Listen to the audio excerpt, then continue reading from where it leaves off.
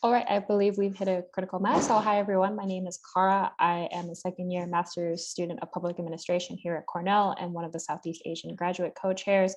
The other co-chair is Anna, who is, yes, waiting over there.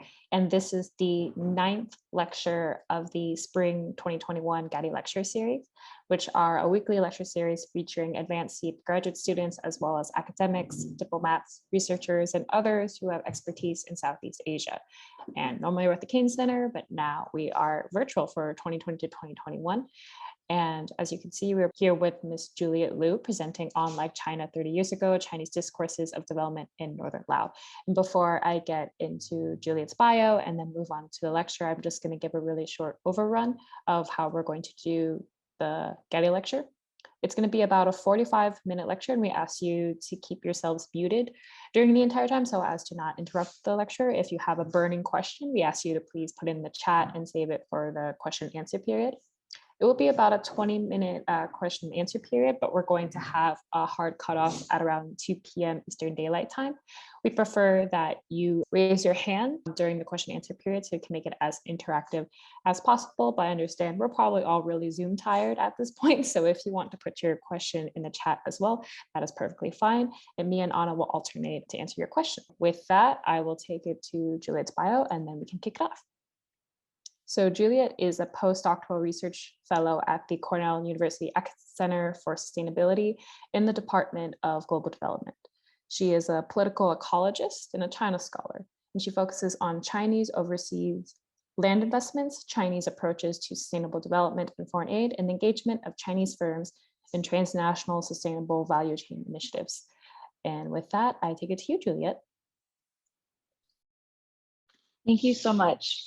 I'm so grateful for the invitation by the folks at the Minority Center at Cornell University to join the Gatty Lecture Series this semester. It's a wonderful community. It's a community that I've admired from afar as a Berkeley graduate student studying Southeast Asian studies for the last 7 years. And now that I'm at Cornell, I'm really thrilled to be joining this community. I'm really excited, especially for when we can meet in person, but this is just a wonderful opportunity to go on Zoom and be able to probably reach more folks, I suspect, than you might normally be able to speak to in person. But I'm very excited to meet you all in person coming in the forward months. I changed my title, apologies for that. I'm coming back from maternity leave and trying to keep things fresh. And so I'm referring to this talk as Like China 30 Years Ago, Chinese Discourses of Development in Northern Laos. I'm going to talk to you a little bit today about the ways in which people who I've encountered in Laos, specifically Chinese entrepreneurs and other rubber entrepreneurs, refer to development. Before I start, I just want to acknowledge that Cornell University is located on the traditional homelands of the Kaigono. The Kaigono are members of the Haudenosaunee Confederacy, an alliance of 6 sovereign nations with a historic and contemporary presence on the land where I stand. The Confederacy precedes the establishment of Cornell, New York State, and the United States of America, and I acknowledge the painful history of the Kaigono dispossession, and I want to honor the ongoing connection of Kaigono people, past and present, to these lands and waters. Thank you. So I have been traveling back and forth every year since 2012 to this area at the borderlands between China and Laos. I have done this since the pandemic kind of stopped my travel. And I do so in order to study Chinese transnational land investments in the region. Particularly, I focus on the rubber sector as a way of understanding the ways in which China is globalizing in the world. And today, I'm going to talk to you about perceptions and portrayals of China as a global power, particularly narratives of how China developed and how China is now able to help other countries develop through the expansion of Chinese capital over the border. And you can see right here in the first map, there's China and its very small neighbor Laos in Southeast Asia. And I work here in the middle map. You can see I've worked for a couple of years. From 2009 to 2011, I worked in Kunming, China, in Yunnan Province. So Yunnan Province is right north of Laos, also bordering Burma and Vietnam, and just above Myanmar, that corner is Tibet. So Yunnan is right in the southwest of China. And then I moved in 2012 to Vientiane, Laos to work for 2 years, also in the research and development world, and started my PhD in 2013. And just to give you a quick idea of where I focused during my PhD, when I was studying the Chinese rubber investments in Laos in these 5 provinces that you see blanked out. So Just a bit of orienting. China is currently going global. China has been, since really 1999, has made it an explicit project to promote the engagement of its companies abroad.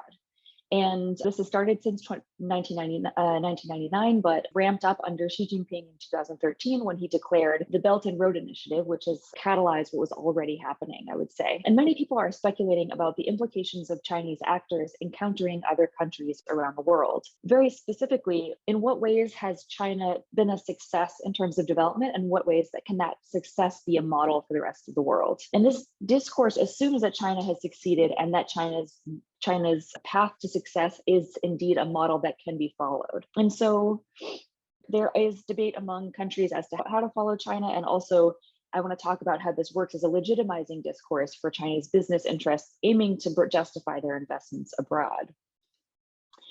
The key underlying question, I think, when people debate this idea of China's development and success as a model is whether or not that is being used to justify its investments that are primarily business driven, or whether those investments are also a form of development cooperation. So unlike traditional investor countries, and by that I mean OECD countries or advanced countries, most of those countries have long histories of colonial oppression, or they've been involved in debt financing in ways that were very problematic in the mid 20th century. And so the way in which traditional investors have really made a clear distinction between trade and aid, between their businesses trying to profit and their aid branches of their governments trying to do development, China has kind of forged its own path in that it presents itself as a development partner that presents win-win solutions. So China doesn't shy away from suggesting that its commercial interests are also supposed to be good for the countries in which it invests. And it doesn't shy away from that claim by saying that this is a form of South-South cooperation. China is a partner to developing countries as another developing country and not as an advanced country coming in as a colonizer and such. But if we move from kind of high level discourses and think through the idea of the China model on the ground, I want to look at individual cross-border Chinese investors very far from Beijing who are in the borderland. And even for those investors, I want to suggest that these discourses of the China model are useful to them both in terms of business and in terms of promoting themselves as development actors. So a recurring theme when I worked on my PhD from 2013 to 2018 was the focus of my preliminary fieldwork, and then the bulk of my fieldwork was 2016 to 2018. I met dozens of Chinese investors and asked them what drove them to invest in Laos, what impacts they thought they were having in the country, and why they had come. What came up over and over was the phrase, we want to 带动他们来发展. So what this means is we want to bring them along. We want to bring them along in development. And so Chinese investors were expressing basically that they were in Laos in order to contribute to development there. They expressed this in various ways. Many times it was common for them to estimate that Laos is like China 30 years ago, so Laos can study us. This estimation, they often said 50 years ago. Sometimes if they were being generous, they said 20 or 10 years, but always there was this recurring theme that Laos is similar to China in some ways. They're just behind us in the same progression by a certain number of years. Many of them said, we're bringing to Laos our own experience. So not only is China on the same linear trajectory as us, but we are trying to bring what we did to translate into Laos. And that is why we're here. So this, in my mind, embodied a number of different specific ways in which Chinese investors justified what they were doing in Laos as a form of development. And here in this picture, you can see when I did change the focus of my talk, it's partly because I had planned on focusing a little bit more on the Belt and Road in the last year, but because of COVID, have not been able to. But you can see in this picture, one of the bigger developments after my fieldwork has been the establishment of the Chinese to Thailand train, which is going to cut right through Laos. It's pictured right here on one of these billboards. It's currently under construction and expected to be operational much sooner than most people thought. Within this conversation, what I want to suggest from the specific narratives and individuals that I'm going to talk about is basically that viewing global China from the borderlands is something that gives us a very unique and useful view of global China. I want to suggest that the borderlands are useful for highlighting contradictions in what is typically a unifying narrative of China. This unifying, homogenizing view of China as a singular nation, and this idea, and this is promoted, I would say, by both Chinese actors and by people who perceive China from outside. This idea that Chinese investment, that the Chinese state, and that Chinese interests more broadly and abstractly are a unified monolith. I think that this breaks down at the borderlands because in the borderlands, we see the vision of the nation from the periphery. And specifically in terms of my training, I come to this as a political ecologist. So I try to look at these encounters between China and Laos specifically through the lens of rubber, a crop that has a rich political history in the region and that is both materially changing the landscapes in China and Laos, and also socioculturally changing the way people relate to each other and the way that land and people and livelihoods are interconnected. So I'm going to break it down in three pieces. I'm going to talk a little bit about Yunnan. So to understand how various actors present China's development as a model for Laos, I want to start with how China developed and specifically how Yunnan Province, just bordering Laos, also developed itself within the broader China story. And then I'll talk about three different types of rubber investors. And I think those three different types of rubber investors do justice to the border story in that they break down the monoliths I was just referring to. And then finally, I just will reflect briefly in the conclusion as to how these development discourses used by the different Chinese investors in Laos work together and help us understand China's growing presence in the world. So logic employed by my interlocutors in Laos was that Yunnan, specifically Xishuangbanna, is similar in many ways to Laos. And thus the ways that Xishuangbanna developed, Laos can also develop.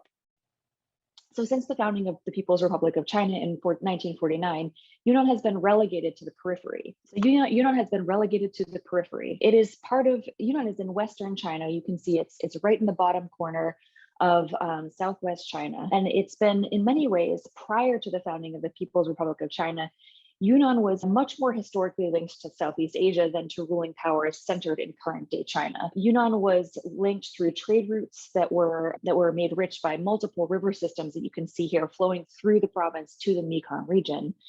And culturally, connections to people in modern day states of Laos, Thailand, China, and Burma, these areas in the mountains that Jim Scott refers to as zomia, were much more related to and interconnected to each other than many of the distant lowland centers of political and social activity. So in this sense, before the PRC was founded, Yunnan was in many ways connected elsewhere beyond China. When we come to the founding of the country, Yunnan really became seen as a very dangerous periphery of the country. So there were two forces establishing very strongly borders between Yunnan and the places it used to be linked to in Southeast Asia. One of these was, of course, the Chinese state. There was a very strong project by the Chinese Communist Party to claim these borderlands and shut them down. Part of what was so key about Yunnan was that it was kind of the last stronghold for the Kuomintang military. And the Kuomintang actually exited. A last bit of the army got trapped in Yunnan and exited, as you can see here, into Burma, just over the border, and actually remained on that side of the border, lobbing bombs into Yunnan from their positions in the Burmese jungles. They were called the Lost Army. They were supported by the Republic of China for years after that. And the descendants of this Lost Army are now actually based in northern Thailand in the place called Doi Mae Salam, if anyone has heard of that. Another force that was kind of artificially pushing for this view to a shifted worldview of Yunnan as part of China and disconnected from Southeast Asia was the way in which Cold War era lines were being drawn across Asia. So Jim Glassman talks about the separation of Yunnan and Southeast Asia artificially as a way of the US enforcing a separation between China and the Mekong region and making the case for separation between Southeast Asia and independence from Southeast Asia from its connections to China. So how did the CCP go about developing, quote unquote, the Yunnan province? Well, in 1949, the CCP set out to build a unified nation and had a really complex task of doing that in Yunnan. Yunnan was dominated by ethnic minority groups at that time, many of whom didn't speak Mandarin. Those people were, as I mentioned, more economically linked to Southeast Asia than they even were to China. And they were oftentimes very independently governed. Opium was one of the ways in which those independently governed areas remained very financially independent from centers. And in other ways, they were very distant and disconnected from the rest of China. So the CCP left a number of borderland military units in Yunnan. And in 1952, when the US placed a trade embargo on Chinese imports of natural rubber, Mao Zedong decided that Yunnan Province should be one of the few places in China that would be established as a rubber base. Rubber was extremely important to China militarily in terms of supplying tires and also like belts and tubes for industrial purposes and machinery. And very few places, the USSR doesn't have any, was linked to China then and doesn't have any tropical kind of spaces that produce rubber. So it was really key for China to start having its own rubber base. And establishing rubber in Yunnan became a way of kind of civilizing the borderlands for the Chinese Communist Party. Rubber was established specifically in the uplands of Yunnan. So a key interesting aspect of the materiality of rubber as a crop is that as a tree crop, rubber actually grows in uplands as opposed to many more sensitive vegetables, for example, and other crops. So rubber actually can be planted in upland areas that were typically populated by less politically loyal ethnic minority groups who were practicing shifting cultivation, which was seen by the Chinese state, like it is seen by many states across tropical spaces, as kind of valueless jungle landscapes. And so in this sense, rubber was expanded into many of these upland shifting cultivation landscapes as a way of replacing jungle and making these spaces more productive. And the Chinese Communist Party imported a huge number of Han Chinese workers, and Han Chinese are the majority in China, the ethnic majority. So these Han Chinese workers included a wave of sent down youth, young people who were sent from the urban spaces to be re-educated in terms of rural life, as well as a wave of Hunanese workers who were, quote unquote, answering the call of Mao Zedong. Mao Zedong is originally from Hunan, and he called on his brothers and sisters of Hunan to go develop and civilize the borderlands. And so interestingly, if you go to Xishuangbanna, one of the dominant accents that you hear in cafes and restaurants across Xishuangbanna and Jinghong is actually Hunanese accent. And it is, I would say, almost more common than hearing Daizhu accents in terms of Mandarin that you hear around Xishuangbanna. There's a huge Hunanese presence there. So there was a process where these state farms were established and had huge rubber plantations in the uplands. And initially, rubber was considered far too technically advanced, quote unquote, for non-Han Chinese workers. So rubber needs to be tapped at dawn. Trees are very long-term crops. So the trees that are planted, the rubber trees, can be actually damaged if you don't tap them properly. And also rubber trees are tapped every single day instead of being harvested periodically. And so in this sense, the Chinese state saw rubber, especially in the era of high socialism, as a very civilized form of work, very similar to factory work, as opposed to agricultural work, which socialist leaders tended to see as not the type of work that led to the citizens they wanted. So rubber was seen as a way of kind of not only civilizing the borderlands, but also civilizing the borderland people, helping them become more modern than their agricultural counterparts practicing shifting cultivation. By the 1980s, the state farms were actually running out of space to expand their plantations. And at the same time, the commune system of agriculture was failing. And so the Chinese state was actually devolving property back to individual households under the household responsibility system. So it came to start making sense in the 80s to turn suddenly to smallholders surrounding the state farms. The narrative that the local minority groups were not suitable for rubber production, for the highly civilized form of rubber production that the Han Chinese workers were trained in, that narrative kind of fell away, and the Chinese state started promoting rubber beyond these state farms.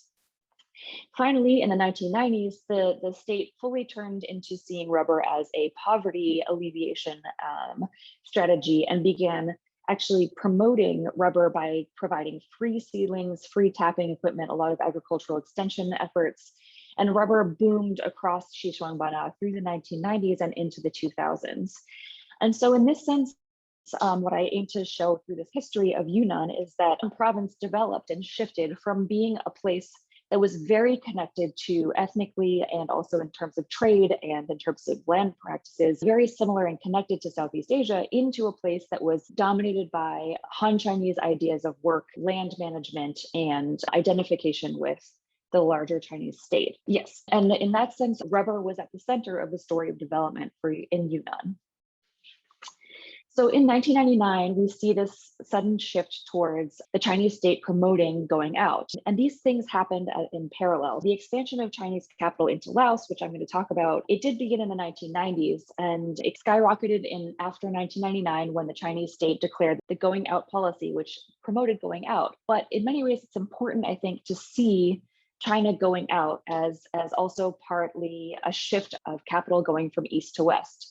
So at the same time, Yunnan Province was very, very much lagging behind the rest of China in that the eastern coast of China had received most focus for development, and the Develop the West policy was established in parallel with the Go Out policy to actually promote the movement of capital from Eastern China to Western Chinese provinces like Yunnan.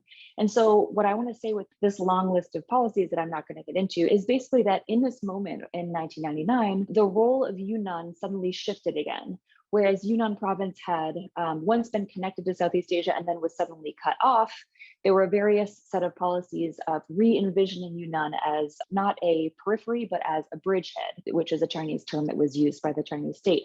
And the emphasis became shifted to seeing China as a point of connection. And here in this photo, this was taken at a tourist park in Jinghong, which is the capital of Xishuangbanna. And structures throughout this park basically look like someone took cultural symbols from Burma, Laos, Thailand, and China and put them into a blender and just painted them across a bunch of concrete buildings. So there's a really incredible effort within Xishuangbanna to kind of echo this idea of Yunnan as a new bridgehead. And so whereas there was a huge emphasis on Han Chinese, especially kind of very socialist looking architecture and representations of development in the capital of Yunnan in Kunming all through the 1990s, I think now as Yunnan becomes a representation of this bridgehead, Southeast Asian elements, both visually and culturally, are creeping back into the way Yunnan promotes itself as a new link to the rest of the world.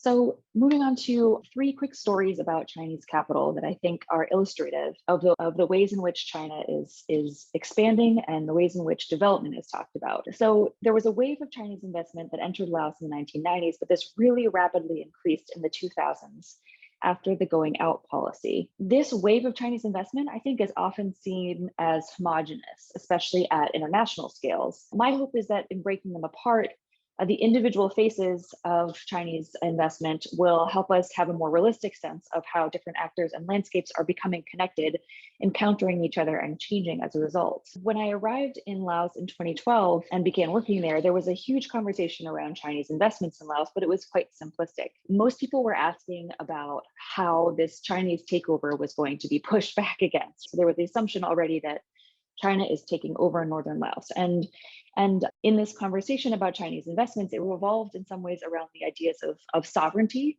So to what extent did the entry of Chinese capital mean an inherent threat to Laos? And in that narrative, and a few examples of that narrative I offer here. And I just want to note that these are borrowed from Antonella Diana. She's an anthropologist who wrote Roses and Rifles. And she actually kind of systematically looked at these discourses of the development aid community in Laos at that time. So some people were basically pitching the entry of Chinese capital as a subtle Chinese political, economic, and cultural penetration. She mapped out many people talking about the Lao government selling the country to China as the Chinese investors came in. And many people actually saying that they've come to colonize Laos. The Chinese have come to colonize Laos just like the French did. And so in these kind of fears, you see these are coming from aid workers, Lao citizens, and also Lao state officials. There's a sense that Chinese capital and Chinese sovereignty are in some ways equated, and that the entry of Chinese capital is a direct threat to Laos. So the first example I want to give you is, I think, what a lot of people do think of as a representation of Chinese capital. So Yunnan State Farms is the same State Farms unit that had spread rubber across Yunnan Province in the 1950s through 80s. The state farms are still a state-owned enterprise. They're owned at the province level by Yunnan Province State. And they began investing in Laos after the top leaders of Laos and China negotiate a major agreement to promote rubber development in 2002. Rubber was supposed to function according to this agreement between the two countries, just as it had in Xishuangbanna, as a form of developing the borderlands. In fact, a few years later, the Yunnan Development Planning Office was ordered by Beijing to create what they ended up calling the Northern Laos Development Plan, and this was kind of handed over to Lao counterparts. And the Northern Laos Development Plan suggested that Northern Laos could develop using a combination of emphasis on hydropower, rubber, tourism, and agricultural modernization, essentially the same blueprint that Yunnan had used to develop itself in the years prior. And so Yunnan State Farms, really, the managers and workers that I spoke to echoed this idea. Many of them, they said to me that Laos and China are very similar. They said the climate is similar. They compared the farmers' practice of shifting cultivation in Xishuangbanna in the past to the dominance of shifting cultivation in northern Laos currently. And they often referred to the cultivation of opium across northern Laos as a justification for why they were investing in the country. And this was very much echoing the Laos state line of reasoning that the country's uplands, the shifting cultivation uplands, the places where opium was still cultivated, were persistent in poverty and backwardness because of the way they managed the land in these ways. And so Yunnan State Farms, unsurprisingly, was the largest participant in a Chinese state program called the Opium Replacement Program. This is a poster from that program, and the translation of the poster is here. So embodying the idea of this program, and the program, what it did was subsidize Chinese agribusiness investments in Laos and Myanmar, as in the hopes that those agribusiness investments would actually serve as replacements for opium crops, as illicit alternatives to illicit production of opium. So this poster says, serve and be filled with hope for tomorrow, develop green industry, don't let the opium poppy bloom, follow human civilization's course of history. So really emphasizing the role of rubber and other forms of development that were promoted through the opium replacement program as things that were going to civilize and bring along and not only reduce poverty in Laos, but actually transform the quality of its citizens in northern Laos. And unsurprisingly, the Yunnan State Farms business model was one in which it relied very heavily on Lao state support. The company sought very large scale plots, just like they had managed in China. They expected to have large access to land and wanted to establish very, very big state-run plantations on which Lao citizens would be wage laborers. And they had not considered other crops because they saw rubber as the primary driver of development for this region. And they did not consider other production forms initially. They were eventually forced to consider contract farming, but initially they basically expressed to me in 2012 in interviews since that the company was necessary to be at the center of rubber production because local people could not be trusted to develop rubber on their land on their own.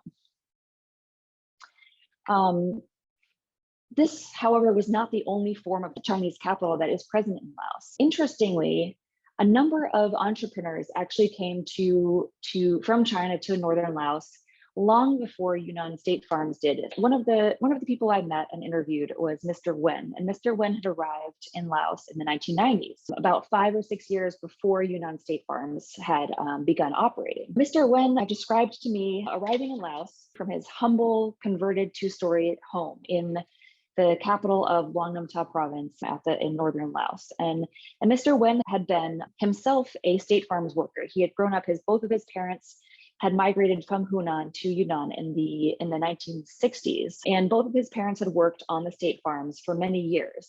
But as the son of state farms workers, Mr. Wen had wanted a bigger life for himself, and he wanted also a bigger life for his son. And so he had decided to go into Laos in the 1990s, at first to trade agricultural goods. And then he expanded into doing other things. He only ended up establishing his own plantations when he had earned enough capital in the early 2000s to start planting rubber and maize. And Mr. Wen described to me also setting up a business association with other Hunan folks who had come from the state farms. So as the state farms have developed in Yunnan, a little bit of background, the younger generations of the state farms workers have run out of space on the state farms and many of them had to seek economic opportunities elsewhere. And so Mr. Wen had become basically a conduit for his fellow Hunanese friends from the state farms in Yunnan, and he had begun an association helping them get set up in northern Laos. And many of them established a variety of agribusiness operations, trading inputs, bringing things like fertilizers in from China to Laos, bringing seeds in, as well as facilitating the sale of products produced in Laos back to China. And so Mr. Wen really described his experience in Laos as leading by example. So unlike the state farms workers, almost none of them spoke any Lao, whereas Mr. Wen had sent his son to the National University of Laos to learn fluent Lao, and his son had taken over the plantation operation in northern Laos. And Mr. Wen said to me, we have them work with us together so they can learn to be more active and earn more than other Lao, them being his Lao employees. Only through seeing us work and working with us together, we will have this influence over them. So he described having a positive influence over the Lao employees. And he described this as being a way of bringing forward what his parents had done in Xishuangbanna employees. He said his parents had been part of civilizing the borderlands in Xishuangbanna, and he himself was civilizing the same borderlands on the other side of the border in Laos. So he also referred to this as 我带动他们来发展. So the same phrase that I put in the earlier slide, I bring them along to develop. But in the way that Mr. Wen and his son established their plantation, it was a bit different from Yunnan state farms in that Mr. Wen had lacked the capital and also lacked the state connections to get concessions. And so he actually set up a series of contract farming plots where he signed a contract with local state officials in the district where he worked. That contract did not allow him to have land, but allowed him to negotiate with local landholders in Laos so that he would provide inputs and training, and they would guarantee selling their latex back to him so that he could get it processed and then bring it back to China. Okay, a third example of Chinese capital that I think is demonstrative of things happening in northern Laos. This is a picture of Mr. Krom. Mr. Krom is a Lao rubber entrepreneur. And Diana Antonella has described a number of developments and ways in which Lao farmers in the 1990s were picking up rubber from China's example across the border. And many of these folks, I think the Lao farmers were referring to China as knowing the way. The Chinese know the way to development. And so a bit of my work has tried to build on Diana's work by talking about the ways in which people are still bringing up this narrative today. So her work was in the early 2000s. So I had just finished an interview with a very angry Chinese rubber factory boss when I met Mr. Krom. The factory boss had been complaining that a local Lao rubber farmer had been stealing his latex. He had carefully negotiated contracts many years ago with Lao contract farmers in the area. He had given them free seedlings to plant rubber, and he had trained them in tapping. And the expectation and the contracted agreement was that they would sell their latex back to him so that he could process it and bring it back to China. He carefully negotiated these contracts, but the prices that he was offering were much lower than what a nearby rubber huana, which is a boss, was offering to them. So after my interview, I pulled my motorbike up to the local pho shop for lunch, and my interpreter laughed and pointed to the other customer at the restaurant. That's Mr. Krom. He's the huana that the Chinese boss is so angry with, he told me. And so I asked Mr. Krom whether I could discuss his rubber operations with him, and he agreed. So Mr. Krom explained to me that many years ago in the 1990s, I met him in 2017. So Mr. Krom, his wife and family were Ha, and Ha in Lao refers to Lao folks who emigrated from China many generations before. And so this is to differentiate them from more recent migrants. And so Mr. Krom's wife and her cousins had many connections to Yunnan. A number of her cousins had lived in Yunnan as refugees after the Lao Civil War. So there was a good amount of violence in Laos, both in the 60s during the active Civil War era, but then into the 1970s as well, even after the founding of the country. Northern Laos had a significant unrest bubbling up in different spaces, and a number of people left Northern Laos to refugee camps in Thailand or went over the border to China and ended up getting involved in rubber in both of those countries. And so Mr. Krom's cousins returned from China in the 1990s when the Lao government was offering these refugees land in exchange for returning back to the country. They had already learned to tap rubber in Xishuangbanna, and they talked to Mr. Krom about convincing other villagers to get into tapping rubber as well. So the Ha cousins used their connections in Xishuangbanna to bring a huge number of rubber seedlings. You'll see the rubber seedlings all the way here on the right into Laos, and to plant them across the village that Mr. Krom lived in. Mr. Krom himself invested very heavily in rubber starting in 1999 at their advice, and all the villagers that were involved in Mr. Krom's operation were very enthusiastic because they had all seen the other side of the border and were eager to follow in the footsteps of their Chinese neighbors. Mr. Kam related to me that he saw his Chinese neighbors driving motorbikes. They were building their houses out of concrete instead of out of wood. And they had tin roofs that kept the rain out, much better than the grass roofs that they were using at that time in his village. He wanted that for himself and for his neighbors in Laos. And so what they had done was bring in seedlings. Eventually, they started planting rubber trees from seed and learned how to graft those to higher quality clones. And Mr. Kam started collecting, once he earned enough money for a truck, he started collecting latex, not only from his village, but from villagers around. And so as the rubber industry started really picking up in the 2010s, when I was doing my research, Mr. Kam had become a very famous rubber boss in the area. He had begun collecting rubber from all of the smallholders who had planted in his area, and he had enough connections in China to bring that rubber over to the border, oftentimes smuggling it over the border illicitly, otherwise selling it to Chinese factories, and very typically finding better prices than the local Chinese company was offering. And so in this sense, I see Mr. Kam as a very clever entrepreneur who, instead of using the connections to China as a way of bringing in Chinese investors to lead him and bring him along in development, he had created this development opportunity in a more organic kind of self-grown way. He would pick and choose what he wanted to benefit from in terms of his China connections. He chose to connect to the Xishuangbanna rubber sector in terms of bringing in inputs, but he also chose to compete with the Chinese companies in his area for latex and connecting that to processors. And so in this sense, we hear a common idea of a China model over and over. We hear that each of these actors in the rubber sector, they all have a stake in promoting the China model. In some ways, because the Yunnan model that they oftentimes refer to is so ingrained in the idea of rubber as a mode of development that would bring Laos into better livelihoods and into higher levels of development.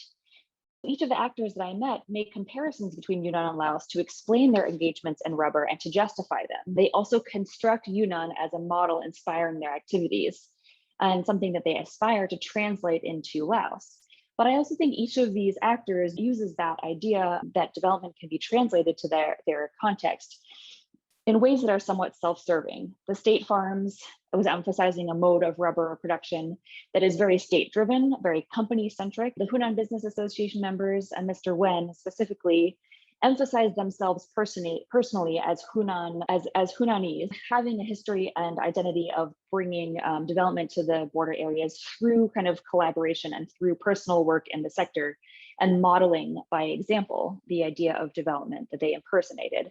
And the Lao rubber bosses that I met, like Mr. Kam, were drawing on Chinese approaches and drawing on connections to China to organically grow a sense of development on their own, something that they had much more agency within. And so to reflect finally in conclusion, I've tried to highlight how personal experiences of development in Yunnan and personal connections to Yunnan Province have informed the ways in which three different representatives of Chinese capital have depicted development as being able to be translated from China. These discourses of development, I think they rarely resemble human experiences and the multi-stranded pathways of development that actually take shape on the ground when we speak to people that live in these spaces. Discursively, they construct the idea of development very carefully as something that smooths over complexities and that is used to convince people of a few things.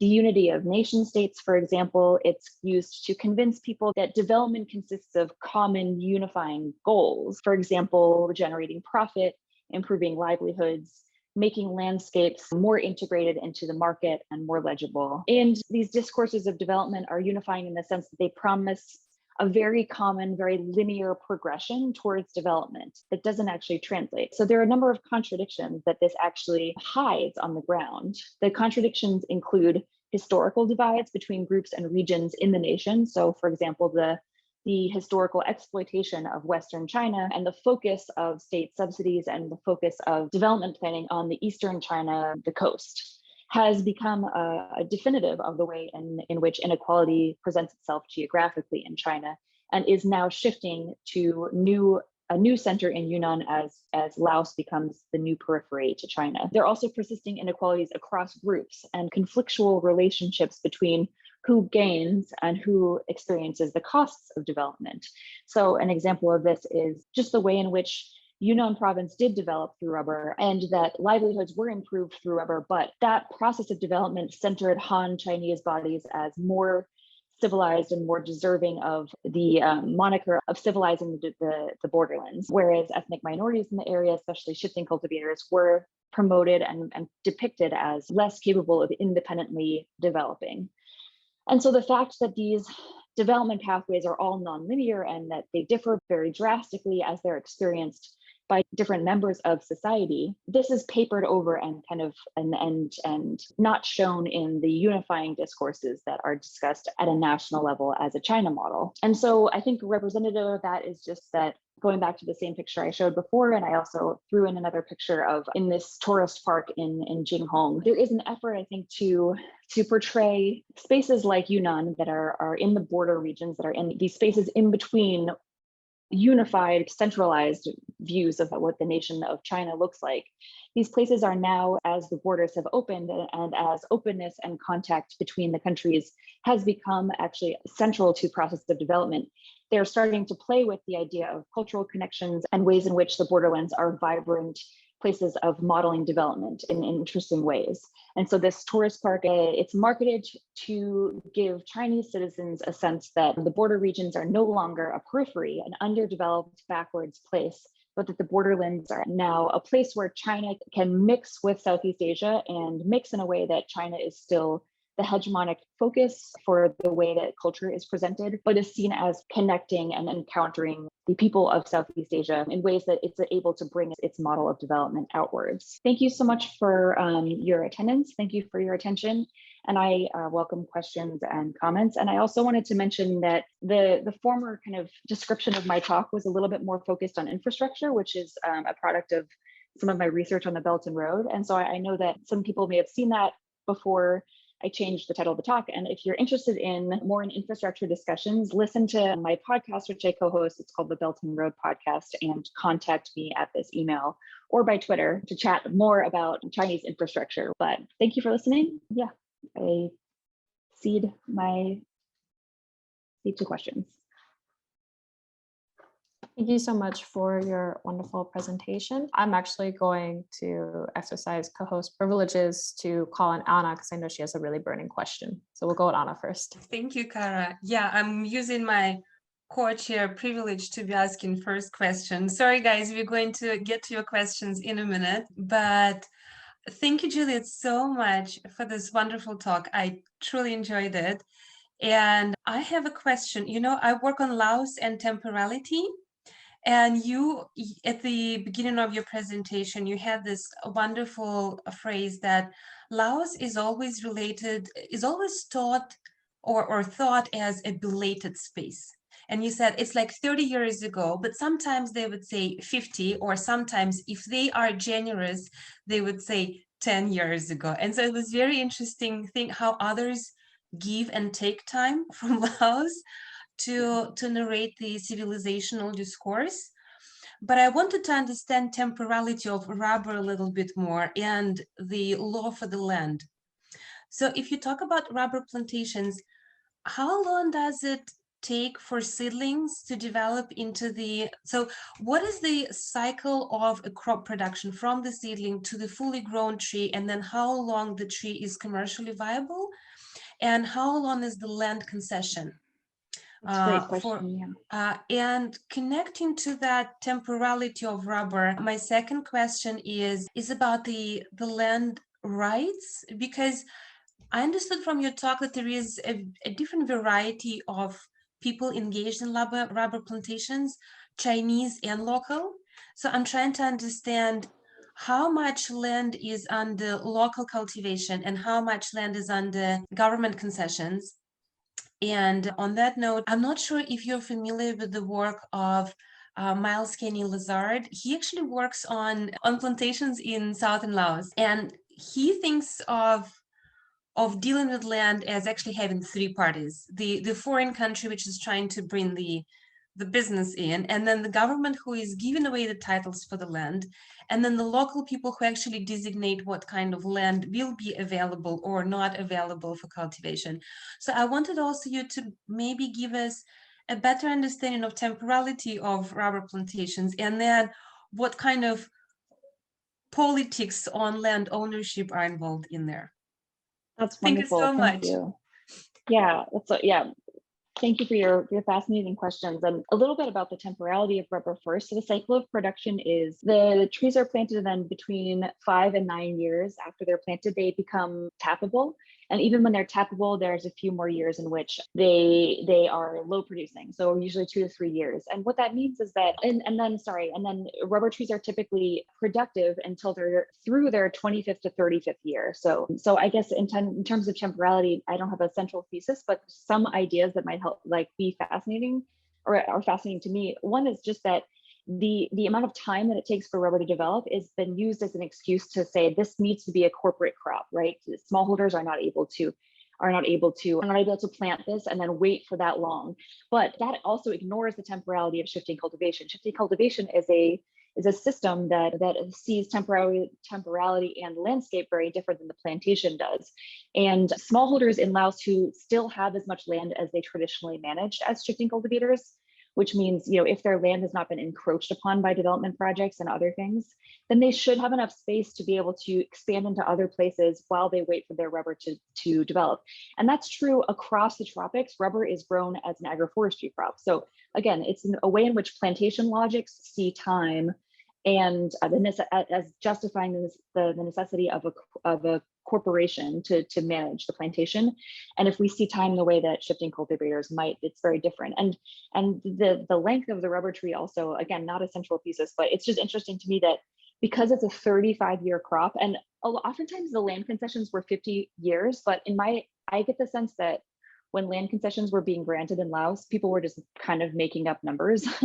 I think that the 50-year it's just a round number to give, and no one expects anyone in 40 years to remember who signed the first contract. So it's a little bit strange. They've reduced the amount of time that contracts are now. The Lao government has capped it. There are some contracts that are 70 years, which is insane. And even I've seen 90-year contracts and no one thinks that's actually going to happen. So the contracts, it's almost an imagined amount of time. But the important thing about how long rubber is in the ground, this 25 to 35 year process, is that a rubber tree essentially changes tenure. And it becomes a claim to property, and it becomes a claim to property that's so long that it also transforms land into a different type of territory. So this is not the focus of my talk today, but the focus of my thesis as I've presented it is that rubber was a territory securing crop for the Chinese and Laos states. And then, so land rights, Miles does wonderful work, and Miles works a lot in northern Laos as well. But the big contrast between northern and southern Laos is that, and you asked about how much of these areas are owned by the Chinese companies versus the Lao smallholders, et cetera. And one thing that Miles and I have both commented on is that northern Laos has a lot more smallholder rubber. They just moved into rubber a lot earlier. And southern Laos did not have as many smallholders, partly because there are a lot of other cash crops that are very valuable, coffee is big in southern Laos and other things. And so in southern Laos, there were a lot more Vietnamese companies that got huge concessions that Miles has studied. And in northern Laos, the smallholders preempted the Chinese companies in ways that actually broke up their ability to get a lot of land, which is interesting, I think. I'll leave it there, but a lot of my work is on those concessions and the relationship between Chinese investors, the Lao government, and local people. And maybe we can do that when we talk about life in Laos after this. Thank you so much. Yeah. So I'm going to do alternating between what I've seen in the chat and who are raising their hands. So I'm going to go to Gary's question, and then Al, I believe you raised your hand first, and then Micah, and then David. And hopefully we can do that. Try to organize as best as possible. So I'm going to go back in the chat. So Gary asked, the presentation started with reference to ethnic groups that previously lived where Cornell is, and that presumably had replaced prior inhabitants. China, I understand, has a history of centuries of southern expansion. Does the China engagement in Laos and Burma continue this process in parallel to New York changes? And then another question is, how do the productivity and profitability of rubber compare between state farms and small farms? Profitability. Oh, that's a great question. To the first question, yes, most certainly. I think that there's a very hot debate right now as to whether China is a settler colonial country and a power. And I think that yes, China engages in modes of expanding that are certainly within its own borders, like the state farms really replaced and dispossessed local communities that were historically on the land. So part of the way that worked was that the Chinese Communist Party had a lot of alliances with lowland ethnic groups like the Daizhu. The Daizhu speak something similar to Lao and Thai, and in Xishuangbanna they were the dominant lowland group.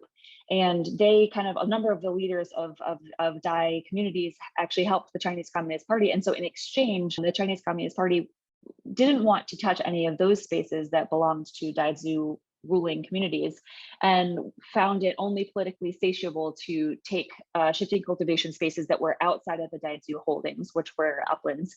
And so, yeah, there's certainly a long history of Chinese development displacing, specifically the categories of indigenous and ethnic minority are obviously problematic and don't translate perfectly from North America to that context. But I think the admirable work by Emily Ye in Tibet also talks about how this is unfolding currently. And a lot of other scholars that work on this in other areas of China, it's universal, I would say, that this is a problem.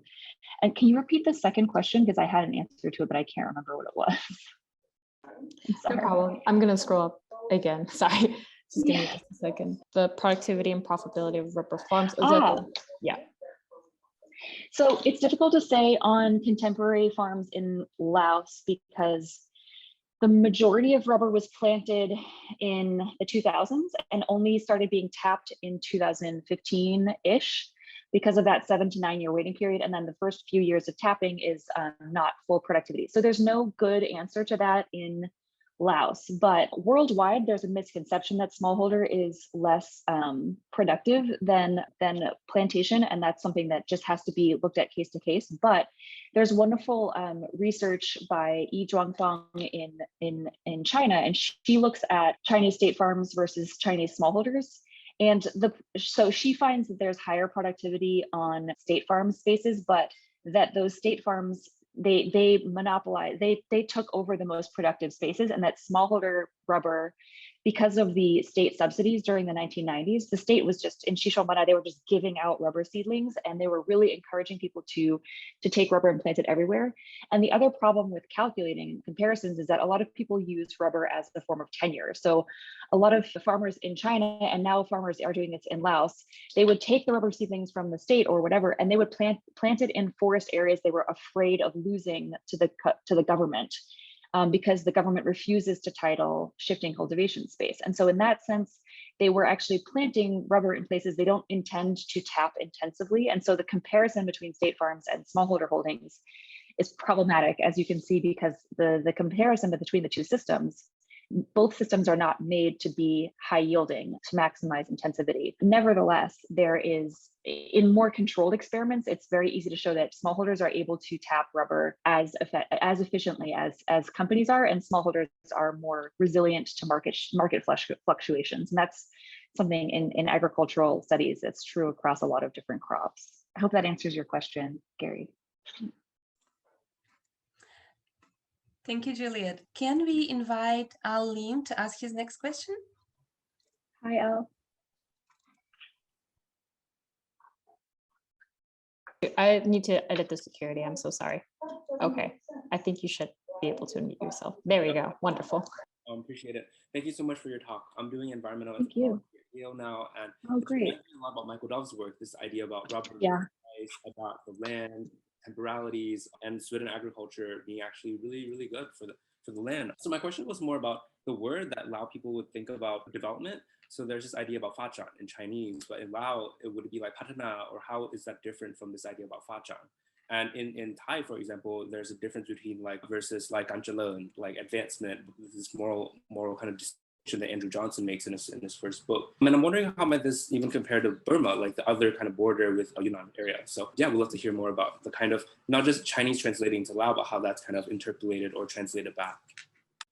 Yeah, you've caught me totally out of my depth, because I am talking about development, but I actually almost would call on someone in the audience, Micah Ingalls, to answer this because he's fluent in Lao and works in Lao now. But my quick answer would be that my feeling in terms of the folks that I worked with when I was just doing my interviews, and this is like not representative at all, but in many ways, the place where that I focused my interview work was in Luang Nam Ta. And in many ways, the relationship between Luang Nam Ta specifically and development is just very informed by the fact that it was one of the first provinces that GIZ, the German development agency, was heavily involved in. So they've been involved there for many years. And I think in some ways, the development aid community in Laos, the ideas of development of Patana have kind of co-evolved between the development aid community and their Lao counterparts. And I think if Micah Ingalls has comments on that or others, I see Jim Chamberlain is here also. I'm very much out of my depth in terms of Lao experts and also honored. And so I think both of them could probably comment on this way better than I could. And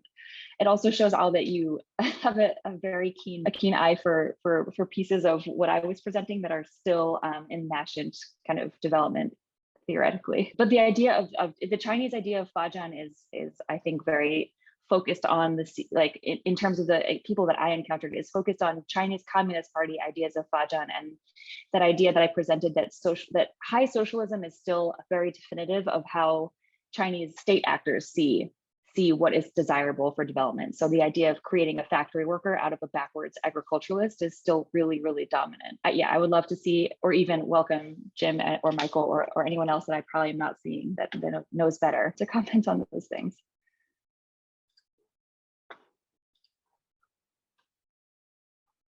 Thank you for the question. Yep. So we will go on to the next question. Sorry. I feel like I can't scroll as well as I used to. Here we go. Micah, okay. Can you talk about your methodologies, particularly how you negotiated the process of gaining access to your research sites and communities in Northern Laos? Thank you, Micah. Well, I think that working through Micah's organization and the places that people like Micah who are on the ground have been key to me being able to access these spaces. But I guess I think one of the key components is that I had to interview Chinese investors and also Laos state officials. And in Laos, you have to do that through the Laos state. And so one of the things that I tried to do, I couldn't do because of time and resource constraints, but I tried to do at every place that I conducted in-depth research so I usually went through an organization, typically a development organization. So once I went through GIZ and once I went through Micah's former employer, CDE, and I worked with different development organizations in each province where I did interviews. And because I was working with development organizations, I tried to, first of all, I would be introduced usually to their Lao state counterpart, and I would have to introduce my research questions to them. And that was actually really wonderful because it meant that when I introduced my research questions, they would tell me whether my research questions were outdated or misconceived, et cetera. And oftentimes that actually helped me right before I went into the field to revise them. And so another thing I tried to do is it also gave me a sense of what different actors knew. So oftentimes the Laos state officials that I was speaking with, they didn't know the differences between different Chinese companies. There's a problem in the inventory of foreign investment in 2009 of a lot of companies being listed as Bolisat Chin, which is just Chinese company. And so when I tried to give Lao state officials background, a Chinese language background on those companies so that they could better monitor them, a lot of times if they were just called Sino-Lao company or Bolisat Chin, I couldn't do much for them until I met the company. But what I would try to do then is give them, documents that had the Chinese. I would basically report back after the end of my fieldwork to, as often as I could, I would produce Lao language translated documents for them, but a lot of times I just presented back to them some of my initial findings. So that was key to access, especially because I went back to these provinces over and over and throughout the years. And then the Chinese companies I accessed through the state, but when I went through the state, they were very suspicious of me. They oftentimes thought I was a journalist, which apparently is the most evil of all evils, the Western journalist. But because I spoke Mandarin and I had worked in Yunnan for a couple of years, and I still had my Chinese business cards from the agroforestry. I used to work at the Kunming Institute of Botany before I worked in Laos. And so having the business cards in Mandarin was almost like better than having a Lao official state document with the big red stamp that is always spoken about. The red stamp was on my paper and they could care less if I had a business card in Mandarin. So that was really key. And again, just offering those Chinese investors, oftentimes they wanted to know what the other Chinese investors were doing. So being able to tell them what my research questions were and then tell them a little bit about what I had found was both good for me to get data from them and process it with them, but also for gaining access in the field. Thanks for the question, Micah. Yeah.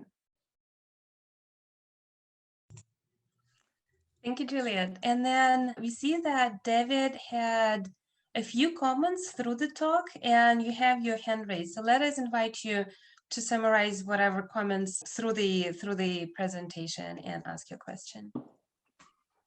Hi, Juliet. David. Hi. Thank you for your talk. It was cool to listen to. So back in 2004, 5, 6, when I was involved in this area, one of the concerns that I had was, given the historical demographic problem with rubber labor demands, particularly at the planting stage, that there might perhaps be a similar effect in northern Laos with increased Chinese migration into the country to supply labor and just staying there. And I'm wondering if you saw any of that. That's my first question. And then, did you ever disaggregate in terms of the businesses coming in from China, which business people were Dai people and which were Han Chinese? Yeah.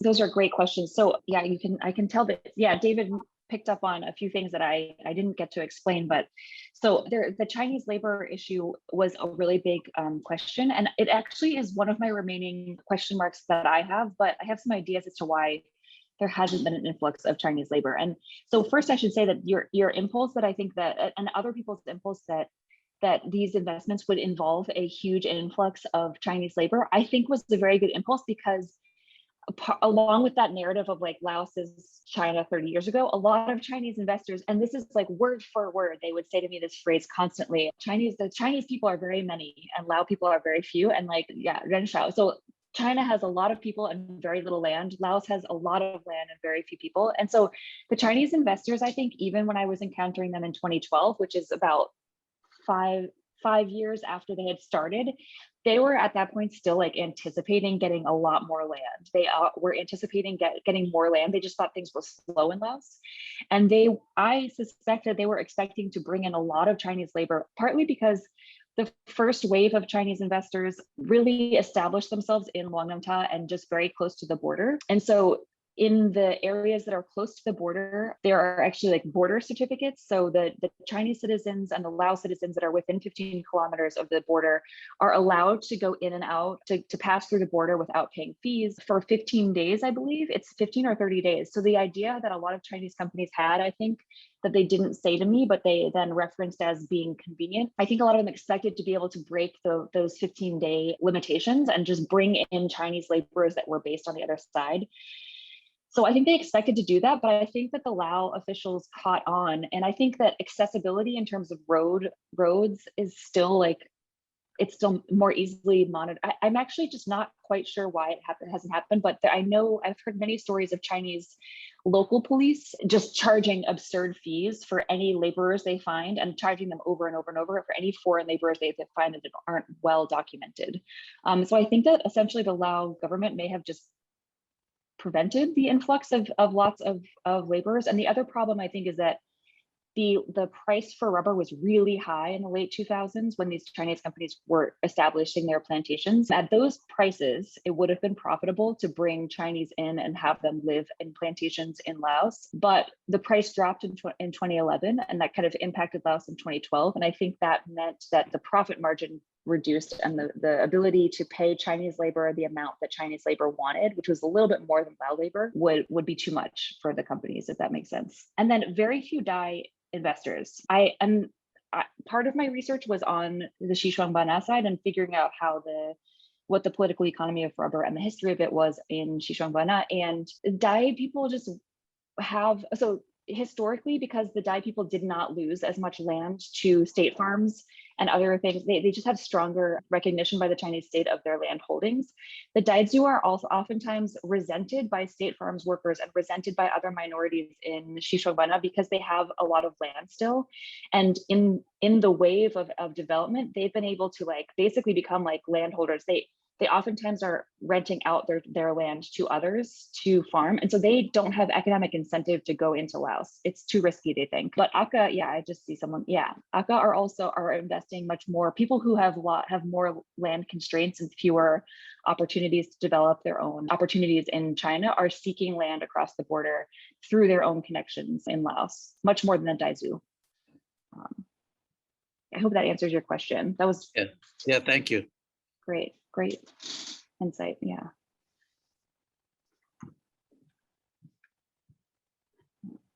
Those are vast generalizations, obviously. Like some Daizu work in Laos, obviously, but by far, like not as, I just didn't encounter any in rubber personally, but I encountered many Aka, and there's a number of Aka scholars who have done great work in Mandarin on connections across the border. Yeah. Yep, I was just looking through the chat, seeing if there's any leftover questions. Seems like a lot of comments. Juliet, I can also download anything that was put in the chat and send it to you, so it can be of help for your future reference. Yeah, but I'm gonna do a last call out. Any other last pestering questions that people have that they must ask?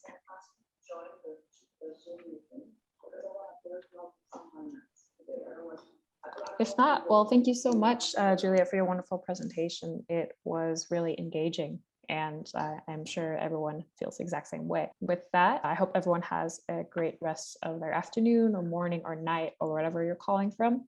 I will say next week for our next Gatty lecture, it is not at 12:30 p.m. Eastern Daylight Time. It is going to be at 8 p.m. Eastern Daylight Time to account for a speaker who is going to be calling in from Southeast Asia.